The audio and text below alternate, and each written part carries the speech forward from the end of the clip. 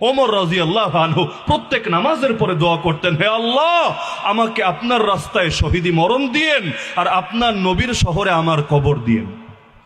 দুইটাই, হে আল্লাহ, আপনার রাস্তায় শাহাদাত দিয়েন আর নবীর শহরে আমার লাশটা যাতে দাফন হয়, আমার মুহূর্তটা যাতে এখানে হয়, সেই তৌফিকে দিয়েন। অন্যরা বলতেন, কি দোয়া করেন, এটা তো পাগলামি।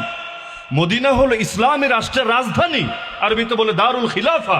মদিনায় তো যুদ্ধ হবে না, রাজধানী তো যুদ্ধ হলে তো সবে শেষ। তা আল্লাহর কাছে অন্তত একটা চান, যদি শাহাদাত চান তো শাহাদাতের দোয়া করেন, আর যদি নবীর শহরে মরণ চান তাহলে মদিনায় আপনার মরণ হোক, এই দোয়া করেন।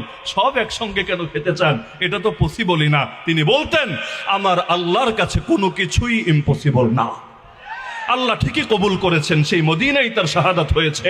নামাজে ইমামতির কাতারে দাঁড়িয়েছেন, আল্লাহু আকবার বলেছেন, সুবহানাকাল্লাহুম্মা বিহামদিকা মাত্র সানা পড়ছেন, এখনো সূরা ফাতিহায় যেতে পারেন নাই।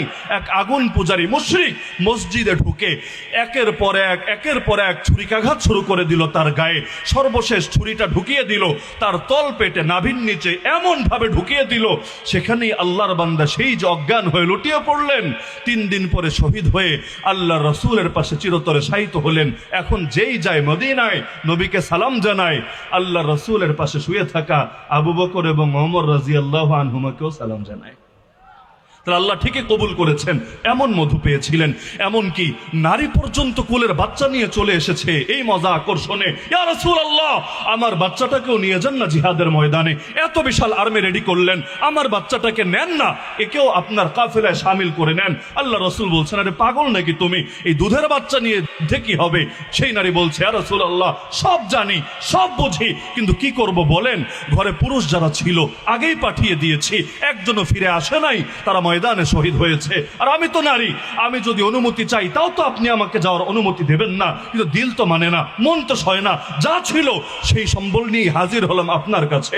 বুঝি আমার দুধের মানিক লড়াই পারবে না, কিন্তু এতটুকু তো পারবে, আপনার কোন সাহাবীর কোলে দিয়ে রাখবেন। জালেমরা যখন আপনার বুকে তীর মারবে, বর্ষা মারবে, বল্লম মারবে, আপনার সেই সাহাবী আমার বাচ্চাটাকে আপনার বুকের সামনে ঢালের মতো করে পেতে ধরবে। জালেমের তীর বর্ষা এসে আমার বাচ্চার বুকটাকে ফরফর করে দিয়ে যাবে। আমার বাচ্চার প্রাণের বিনিময়ে হলো আপনার প্রাণ তো সুরক্ষিত থাকবে। কাল হাসরের ময়দানে আল্লাহকে গর্ব করে বলতে তো পারবো, আয় আল্লাহ, আমি শহীদের মা, আমার সন্তান তার জান কোরবান করেছে তোমার নবীর হেফাজতের জন্য। নবীকে ভালোবাসার দাবি হলো নবীর শরীয়ত মানা, তাই না? আদর্শ যদি না মানে তাহলে ব্যক্তির জন্মদিন আর মৃত্যুদিনে খুশি দেখায় কোনো লাভ আছে? এটা তো ফাইজলামি রে ভাই, ফাইজলামি। যে যাকে মহব্বত করে সে তাকে অনুসরণ করে। অনুসরণ ছাড়া কেউ যদি মহব্বতের দাবি করে তাহলে তো কাদিয়ানীদেরও জান্নাতের টিকিট দেওয়া লাগবে। কাদিয়ানীরাও তো দাবি করে ওরা আল্লাহরে ভালোবাসে, ওরা নবীরে ভালোবাসে। কাদিয়ানীদের আলাদা কালেমা নাই, ওরাও বলে লা ইলাহা ইল্লাল্লাহ মুহাম্মাদুর রাসূলুল্লাহ। ওদের ধর্মগ্রন্থের নাম, ওরা বলে কোরআন, সবই তো ঠিক আছে। তো জাহান্নামী বলেন কেন, কাফের বলেন কেন? বলি তো এ কারণে, কাজের সাথে কথার যদি মিল না থাকে ওইটারই আস্ত মুনাফিক বলে।